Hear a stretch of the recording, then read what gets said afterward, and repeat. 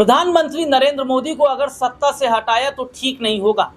प्रधानमंत्री नरेंद्र मोदी की अगर पीएम कुर्सी छीनी तो बहुत भारी पड़ जाएगा। प्रधानमंत्री मोदी सत्ता में है तो बीजेपी बनी है, और अगर आज प्रधानमंत्री मोदी जी कुर्सी छोड़ दें तो बीजेपी 150 भी नहीं ला पाएगी। भारतीय जनता पार्टी के सांसद, बीजेपी के सांसद निशिकांत दुबे का ये बयान है, ये स्टेटमेंट निशिकांत दुबे का है।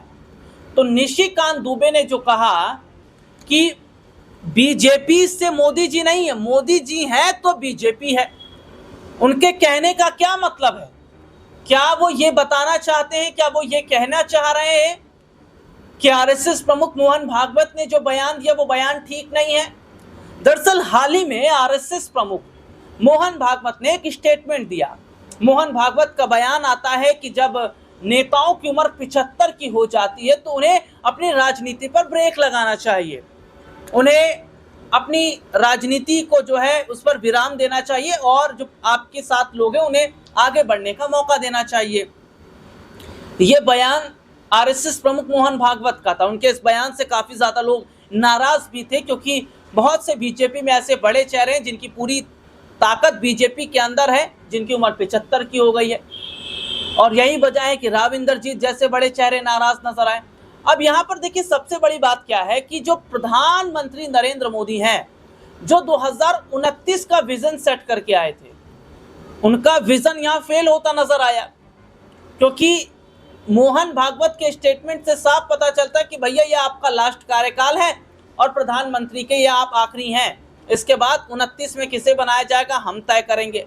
लेकिन यहाँ पीएम मोदी के समर्थन में निशिकांत दुबे का बयान जो सामने आता है वो ये बताता है कि क्या प्रधानमंत्री मोदी की कुर्सी बचाने के लिए बीजेपी की टीम यहाँ पर लग गई है। और क्या अभी तो निशिकांत दुबे ने बोला है, आने वाले टाइम पे बीजेपी के कई बड़े चेहरे अगर इस तरीके का स्टेटमेंट देते हैं तो क्या ये माना जाए कि बीजेपी के अंदर कुछ तो बड़ा चल रहा है। देखिए गुजरात लॉबी और आरएसएस के बीच अब खाई दिखना तय है, क्योंकि पहले भी आरएसएस और गुजरात लॉबी के बीच 36 का आंकड़ा देखने को मिला। वो बात अलग है कि पीएम मोदी नागपुर गए आरएसएस के कार्यालय और वहां मोहन भागवत से उन्होंने मुलाकात की, लेकिन अब जो तस्वीर है एक बार फिर से मोहन भागवत और गुजरात लॉबी आमने सामने है।